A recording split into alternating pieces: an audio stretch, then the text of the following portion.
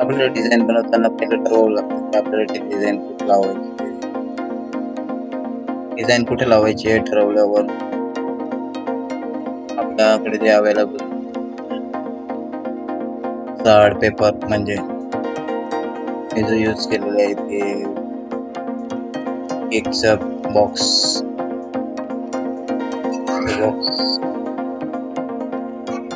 Cardboard paper ठेवून त्याच्यावर डिझाईनचा पेन्सिलने डिझाईन रेखाटून घ्यायचं.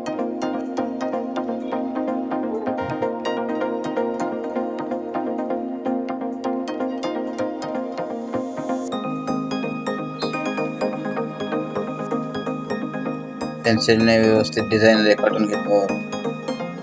तर जे पण मी रेखाटले आहे ते सर्व मी कट करणार नाही. आता त्या स्केच पेनने कलर करतोय तेवढा भाग फक्त मी कट करणार आहे.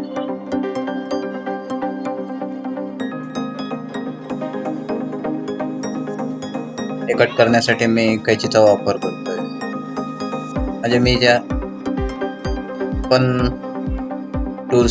पण टूल्स यूज करतोय बनवण्यासाठी ते आपल्याला सहज उपलब्ध असणार असेच टूल्स यूज करतो. आपण जर घरी स्वतः मखर बनवणार असणार तर आपलं फार मोठ्या गोष्टी खरेदी करू शकत. मग जे आहे त्याच्यात आपल्याला आपलं मखर छान कसं बनवता येईल ते बघायचं असतं. कैचीने मी व्यवस्थित कट करणार. जर कैचीने नसता कट केला तर मी शक्यतो आपल्या दाढीच्या ब्लेडचा वापर करतो. डिझाईन व्यवस्थित जिथं फिनिशिंग लाईन केलेली आहे तिथून कट करून घेतो.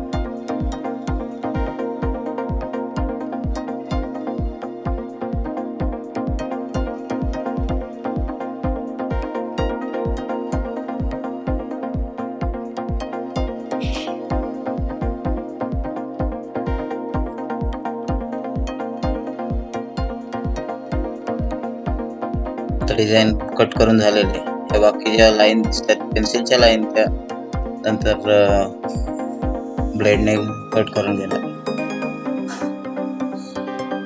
डिझाईन थर्मोकॉलवर करताना मी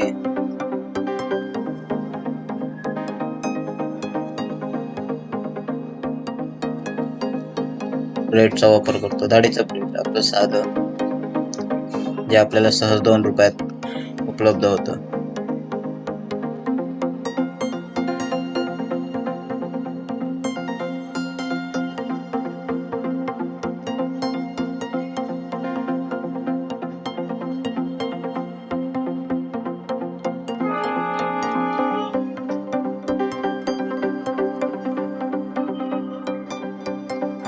दाढीचं ब्लेड लवचिक असल्यामुळे त्याला कोणत्याही आकाराने थर्मोकॉलवर बेंड करून यूज करता येऊ शकतो.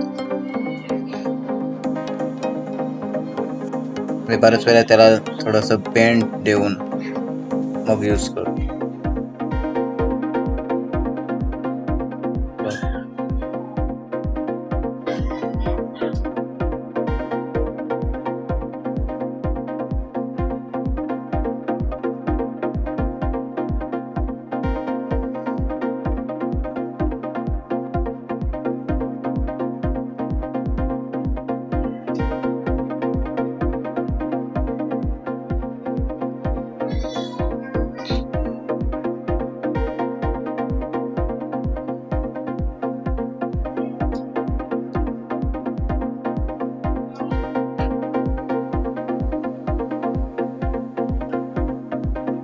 ब्लेडने कट केल्यानंतर म्हणजे कोरून घेतल्यानंतर ते दिसायला खूप छान दिसतं.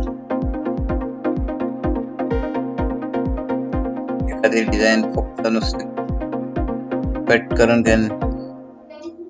घेता ते कोरून झाल्यावर ते अजून छान दिसते.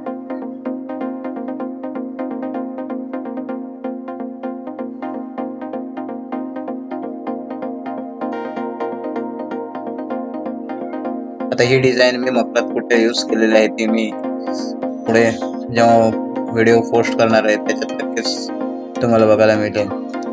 त्यासाठी सबस्क्राईब करायला विसरू नका. व्हिडिओ आवडला तर लाईक आणि शेअर नक्की करा. थँक्यू.